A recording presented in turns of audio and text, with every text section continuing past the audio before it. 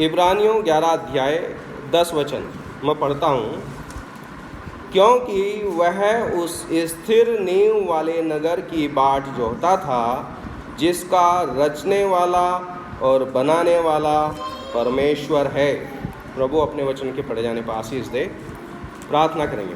प्रेमी स्वर्गीय पिता, आप दया करके अपने वचन से हमसे बातें कीजिए प्रभु, हमारा विश्वास बढ़ाइए प्रभु, और हमें आपसे मिलने के लिए प्रभु, आपसे मिलने के लिए और स्वर्ग में जाने के लिए प्रभु तैयारी दीजिए प्रभु, मदद करें। आपको महिमा मिले, हमारा आनंद बढ़ाएं, हमारा विश्वास मजबूत करें, अपने आगमन के लिए तैयार करें। प्यारे यीशु के नाम से मांगते हैं, आमीन। यहाँ अभी हम पढ़ रहे हैं इब्राहिम के जीवन के बारे में, और ये उस टाइम की बात है जब परमेश्वर ने सबसे पहले इब्राहिम से बात करी और उससे कहा कि तू अपना देश, अपना कुटुंब, अपना घराना, अपना घर-बार सब कुछ छोड़कर उस देश में चल जो मैं तुझे देने वाला। यानी कि दूसरे शब्दों में कहें कि तू उस अनजान जगह में जाने के लिए तैयार हो। और अब्राहम ने ये नहीं पूछा कि किधर को जाना, कैसे करना, क्या नहीं, 1000 सवाल नहीं किए। जैसे परमेश्वर ने बोला वो तुरंत सब कुछ छोड़कर निकल गया। और इसी जगह, इसी चीज़ को हम बोलते हैं यात्रा, इसी चीज़ को हम बोलते हैं एक मुसाफिर का जीवन, एक यात्री का जीवन। हम प्रभु के लोग, हम जितने भी परमेश्वर से प्रेम करने वाले लोग हैं, हम लोगों को मालूम होना चाहिए कि ये संसार जो है एक मुसाफिर खाना। क्या है ये? मुसाफिर खाना। यानी ये एक ऐसी जगह है जहाँ से लोग यात्राओं में जा रहे हैं, अपने अपने, उन्होंने अपनी दिशा पकड़ ली है, अपनी मंजिल पकड़ ली है कि भाई मुझे तो इधर जाना। सब लोग उस मुसाफिर खाने में, लेकिन हम लोग जो प्रभु के लोग हैं, हमें मालूम है कि मेरा निशाना कौन सा है, मेरा जो जहाँ मैं जा रहा हूँ मेरी मंजिल कौन सी है। कुछ लोगों को मालूम नहीं कौन सी मंजिल। हम इन बातों को और सीखेंगे। और ये जो गीत है उसकी पहली कड़ी क्या है? खेस कुटुंब, धन दौलत सब मान और इज्जत, धन दौलत सब मान और इज्जत, यहीं रहेगा जल जाएगा, धन दौलत सब मान और इज्जत। मेरे भाई बहनों, सब कुछ यहीं रहने वाला। अभी कोरोना काल के अंदर हमने देखा बहुत सारे लोग चल बसे, बड़ी पूरी ज़िंदगी लगा दी बेचारों ने पैसा इकट्ठा करने के लिए, और लास्ट में 1 रुपया भी तो नहीं साथ लेके गए। बड़े अजीब बात है ना। पूरी ज़िंदगी लगा दी उन्होंने उस पैसे को बटोरने के लिए, उस नाम को, उस इज्जत को, उस शोहरत को बटोरने के लिए। सब कुछ यहीं रह गया। एक कड़ी में तो ऐसा बोल रहा है कि जो हमारा खेस कुटुंब है, जो परिवार है, वो सब धोखा। धोखा इसलिए जब आदमी चल बसता तो कैसे बड़ी जल्दी से उतार दें, चलो भाई उठाओ उठाओ। खैर, हमें मालूम होना चाहिए कि हम इस यात्रा में, ये यात्रा, और प्रभु का दास अब्राहम उस यात्रा के बारे में कितना सुंदर वचन जो अभी हमने पढ़ा था, वो उस स्थिर नींव वाले नगर की बाट जो होता था। उसे एक उम्मीद थी कि ये सब जितने भी राज्य हैं, जितने भी ये नगर हैं, सब तो ये नाश हो जाएंगे, लेकिन एक स्थिर रहने वाली जगह, और वो जगह कौन सी है? वहीं हमें जाना। स्वर्गीय कनान बोलते हैं, यरूशलेम बोलते हैं, स्वर्ग बोल सकते हैं। नहीं? बड़े प्यारे सुंदर सुंदर गीत हैं। स्वर्ग मेरा देश, स्वर्ग मेरा घर, यहाँ परदेसी हूँ, सराय में रहता हूँ, मैं अब यात्रा में हूँ। स्वर्ग मेरा स्थान है, वो मेरा घर है। यहाँ तो हम लोग मुसाफिर हैं भाई जी, यहाँ तो हम सफ़र में हैं, हम क्या कहना चाहिए, परदेसी हैं। हम परदेसी हैं, ये हमारा देश नहीं है। लेकिन हम अपना मन कई बार इसी जगहों में लगाए बैठे हैं। हम सोचते हैं, है नहीं, कहीं एक हमने बुढ़े आदमियों को देखा मरने के टाइम तड़पते हैं, वे छोड़ना नहीं चाहते दुनिया को। उनका मन इतना दुनियादारी में है। अगर उनसे पूछे भाई मरने के लिए तैयार, नहीं बस पोते का ब्याह देख लो, चलो पोते का ब्याह देख लो। मरने के लिए तैयार, नहीं बस पोते का बच्चा देख लूँ मैं। मतलब उनकी लालसा जो है इस दुनिया के अंदर ऐसी लगी हुई है, एक इच्छा, एक मोह माया में फंसे हुई है। लेकिन प्रभु का दास वो कैसे नगर की बाट जोता था? क्या लिखा हुआ? स्थिर नहीं वाले नगर की बाट जोता था, जिसका रचने वाला और बनाने वाला परमेश्वर है।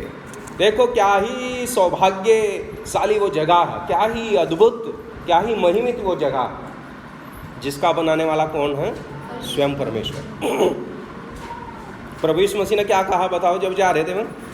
मैं जाता हूँ तुम्हारे लिए जगह तैयार करूँ, ताकि जहाँ मैं रहूँ वहाँ तुम भी रहो। तो कौन तैयार कर रहा? प्रभु यीशु तैयार कर रहा। अरे कितनी खूबसूरत जगह होगी। कब बात की थी उसने ये? आज से 2020 साल पहले। कितने साल पहले कही थी ये बात? लगभग 2020 साल पहले। अरे जिसने चुटकी मार तो इस सार इतनी बड़ी धरती, आकाश, चांद, सितारे बना दिए होंगे, वो 2020 साल से कैसा स्वर्ग बना रहा, कैसा घर बना रहा आपके लिए, ये कल्पना से बाहर। हम बहुत ही महिमित जगह जाने वाले, बहुत ही खूबसूरत जगह। देखो उस खूबसूरत जगह के बारे में हम पढ़ेंगे। फिलिपियों 3 अध्याय,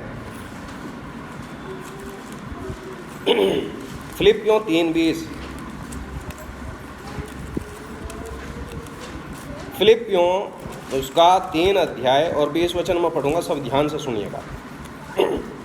पर हमारा स्वदेश स्वर्ग पर है और हम एक उद्धारकर्ता प्रभु यीशु मसीह के वहाँ से आने की बाट जो रहे हैं। क्या कह रहा है? हमारा स्वदेश स्वर्ग में है। सब लोग बोलते हैं हम कहाँ के सिटीजन हैं? मैं इंडिया का सिटीजन हूँ। कुछ लोग बड़े गर्व के साथ बोलते हैं मैं अमेरिकन हूँ। कुछ लोग उससे भी गर्व के साथ बोलते हैं मैं यूके का हूँ। और जो सबसे ज़्यादा गर्व के साथ बोलते हैं मैं इजरायली हूँ। लेकिन सबसे गर्व की बात क्या है बताओ? हम कहाँ के हैं? हम स्वर्ग के हैं। अपने नाम के आगे अभी से लिखना शुरू कर दो, स्वर्गीय चंदन सिंह। लोग मजाक करेंगे, स्वर्गीय चंदन सिंह ये तो जिंदा। असल में सचमुच में स्वर्गीय लोग हम ही हैं, क्योंकि हमें कहाँ जाना है?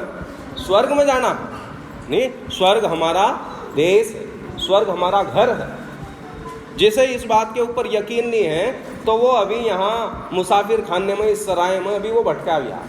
उसे मालूम नहीं, वो सोच रहा मैं तो यहीं रहना, मुझे तो पूरी ज़िंदगी यहाँ नहीं रहना। आज आप अपनी उम्र को लिख लो और जिस दिन पैदा हुए थे उस दिन को लिख लो, फिर उसमें से उसे घटाओ तो पता लगेगा आपकी इतनी उम्र तो कट चुकी, जो रह रही बस थोड़ा सा समय रह गया। एक गीत गावा हम, समय अब थोड़ा बाकी रहा, आने वाला यीशु शीघ्र आएगा। समय बहुत थोड़ा रह गया, प्रभु जी आने वाला। मैं मालूम नहीं मौत पहले आ रही या प्रभु जी पहले आ रहे, लेकिन हमारा प्रभु जल्दी आने वाला। कुछ लोगों को मौका नहीं मिलने का, वो पहले ही सरक रहे बेचारे। लेकिन तैयार तो रहना है, हम लोगों को तैयार रहना। तो हमारा स्वदेश कहाँ है बताइए? हमारा सिटीजनशिप कहाँ है? स्वर्ग में है जी। सब लोगों के पास एक आधार कार्ड है। उस आधार कार्ड के आधार पर हम बोल सकते हैं कि हम भारतीय हैं, है नहीं? कुछ लोगों के पास ग्रीन कार्ड है, वो बोलते हैं हम अमेरिकन हैं। अरे देखो हमारे पास ग्रीन कार्ड है, हम अमेरिका में रहते हैं। बिल्कुल सही बात है, हमारे पास भी एक कार्ड है जी। और वो कार्ड कौन सा है हमारे पास? ये बाइबल। हाँ, ये बाइबल हमारा कार्ड है। क्या आधार कार्ड है? हम कहाँ के हैं? हम स्वर्ग के नागरिक हैं, स्वर्ग के निवासी हैं। देखो एक वचन और पढ़ेंगे हम, 2 पतरस 3 अध्याय, 2 पतरस 3 अध्याय और 13 वचन। 2 पतरस 3 अध्याय और 13 वचन मैं पढ़ता हूँ, ध्यान से सुनिए। पर उसकी प्रतिज्ञा के अनुसार हम एक नए आकाश और नई पृथ्वी की आस देखते हैं जिसमें धार्मिकता वास करेगी। हम एक उम्मीद है, हमें एक आशा, एक नया आकाश होगा, नई पृथ्वी होगी और उसके अंदर धार्मिकता वास करेगी। मेरे भाई बहनों, अगर आप इस 3 अध्यायों को पढ़ोगे तो बाइबल बताती है कि ये सब चीज़ मिटने वाली है बहुत जल्दी। ये पुराना आकाश, पुरानी पृथ्वी सब खत्म हो जाएंगे, लेकिन प्रभु एक नए आकाश की बात जो, एक नए आकाश और नई पृथ्वी की बात करता है और हम उसकी बाट भी जो रहे हैं। वहाँ धार्मिकता वास करती, धार्मिकता रहे। प्रभु का दास दाऊद जब वो इस दुनिया में था तो उसने बहुत सारे अपने अनुभव लिखे। वो बड़ा अभिलाषी था स्वर्ग में जाने के लिए, तो अपने जीवन को किस तरीके से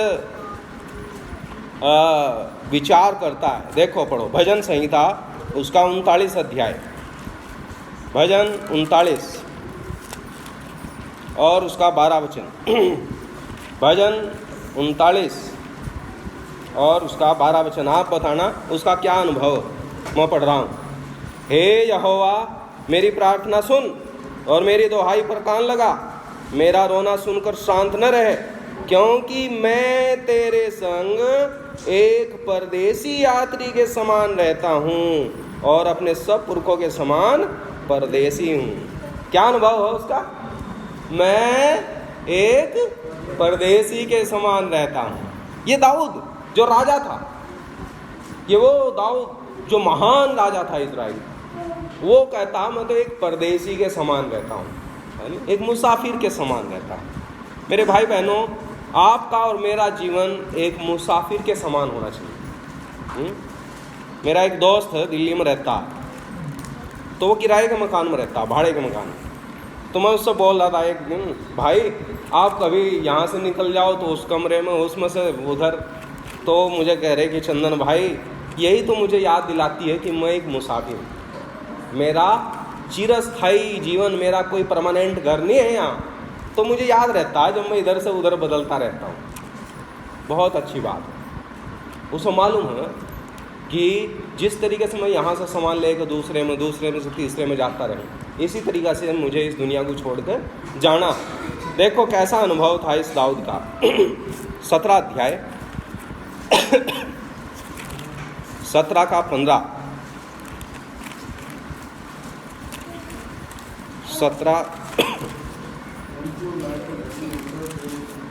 17 का 15। परंतु मैं तो धर्मी होकर तेरे मुख का दर्शन करूँगा, तब मैं जानूँगा, जब मैं जागूंगा तब तेरे स्वरूप से संतुष्ट होऊंगा। ये है देखो उसका अनुभव। वो कह रहा मैं तो तेरे दर्शन करूँगा प्रभु जी। हाँ, मैं तो यहाँ परदेसी हूँ, लेकिन एक दिन किसके दर्शन करूँगा? अपने प्रभु जी के दर्शन करूँगा। जब यूहन्ना अपनी पत्री लिखता है तो वो कहता कि हे प्रियो, अभी तक ये प्रकट नहीं हुआ कि हम क्या कुछ होंगे। इतना जानते हैं कि जब वह प्रकट होगा तो हम उसके समान होंगे, क्योंकि उसको आमने सामने देखेंगे, उसको ऐसा देखेंगे जैसा वो है। मेरे भाई बहनों, हम उसे देखेंगे और उसके समान होंगे। ये हमारे लिए आशा, ये उम्मीद है। अब मैं आपको बताना चाहता हूँ, इस दुनिया के अंदर हर एक शख्स को हमेशा याद रखना कि वो यात्री है, वो मुसाफिर है, और ये दुनिया जो है ये मुसाफिर खाना। अब मैं एक उदाहरण के साथ में बात करूँगा ताकि आपकी समझ में आ जाए। इस दुनिया के अंदर अभी आप कल्पना करो, आप एक बहुत बड़े रेलवे स्टेशन पर, एक दिन मैं रेलवे स्टेशन पर था और जो हमारा रिजर्वेशन था, वो जो हमारी गाड़ी पहुंचनी थी 3 बजे, वो शाम के 6-7 बजे पहुंची और हमने जो 3-4 घंटे वहाँ इंतज़ार किया। बड़ा अजीब समय था, बड़ा दुखमय समय था, बड़ा उत्तेजना वाला समय था। कई बार फ्रस्ट्रेशन आता था। आप इस चीज़ को देखिए कि आप एक यात्रा में हो, आपकी एक मंजिल है, आप तैयार बैठे अपने सामान लिए, आपके पास टिकट है, सामान तैयार, और आप बस इस इंतज़ार में कब मेरी ट्रेन आए और मैं अपनी ट्रेन में बैठकर अपनी मंजिल में जाऊं, अपने घर जाऊं। ये है एक किस्म के मुसाफिर। ध्यान से सुनिए। एक कौन से मुसाफिर है? सब बहनें इधर देखो, सोना नहीं, एक वो मुसाफिर हैं जिनके पास टिकट है, बोलो क्या चीज़ है, और बिल्कुल तैयार खड़े और बार बार घड़ी देख रहे, बार बार देख रहे कब आएगी, कब इधर से गाड़ी बोल लेगी, वो बिल्कुल तैयार। ये वो विश्वासी हैं जो सचमुच में अपने प्रभु के इंतजार में, जो सचमुच इस इंतजार में कब मेरा प्रभु आएगा या कब मेरा बुलावा आएगा और मैं छुर देसी अपने घर जाऊंगा। कहाँ है हमारा घर? स्वर्ग है जी, हमारा घर परमानेंट एड्रेस है हमारा है जी। दूसरे कौन से मुसाफिर हैं? एक दिन मैं जा रहा था तो मैं जब जाऊं था ट्रेन में तब भी मुझे वो उसी ट्रेन में मिले थे, जब मैं आऊं था तब भी उसी ट्रेन में मिले थे। बताओ कौन थे वो? वे थे उसमें सामान बेचने वाले है जी। कौन थे वे? Frooti Frooti, cold drink, chips ऐसे करते हैं हमारे है जी। फिर थोड़ी देर में बता सूप सूप। तो उनका जीवन यही है, बस घूमना घूमना, उन्हें कोई मंजिल नहीं है उनकी। कुछ लोग ऐसे हैं, उनका बिजनेस है, सिर्फ बिजनेस है, लेन देन, अपना कमाना है, हमें कहीं नहीं जाना भाई जी। उनसे पूछो दिल्ली, हाँ जी हम तो बस ट्रेन से बाहर नहीं निकलते, इधर से इधर, इधर से इधर घूमते रहे, उनकी कोई मंजिल नहीं। सोचने वाली बात है। तीसरी किस्म के एक और मुसाफिर है, मैंने देखा, और वो मैंने प्लेटफार्म पर देखे दो पत्थर ले रखे और ऐसे करे टिक टिक टिक टिक टिक टिक, और वो भीख मांगते। क्या करते हैं? भीख मांगते। उनकी कोई मंजिल नहीं, उनका सिर्फ कमाने खाने का धंधा। सोचने वाली बात यह है कि आप किस कैटेगरी के अंदर आते हो। क्या आप तैयार खड़े बिल्कुल अपना लगेज हाथ में लिए, टिकट में देख रहे आए मेरी कंफर्म सीट है, और घड़ी को देख रहे कब आएगी मेरी ट्रेन और मैं चल पड़ूंगा। लेकिन कुछ लापरवाही के लोग भी मैंने देखे। एक आदमी को मालूम है कि ट्रेन आने वाली है और उसने अपनी अटैची रखी और वो पास में ही एक स्टॉल थी, वहाँ गया और उसने कहा भाई एक सिगरेट दे, और सिगरेट ली और वो उधर सिगरेट से लगा के सिगरेट में घूंटी मार रहा। इतने में वहाँ आई ट्रेन और वह चली भी गई और वो बंदा अपनी सिगरेट में ही रह गया। ऐसे भी कुछ मूर्ख लोग हैं, उन्हें प्रभु के आगमन का और उसमें उस प्रभु से मिलने के लिए स्वर्गराज में जाने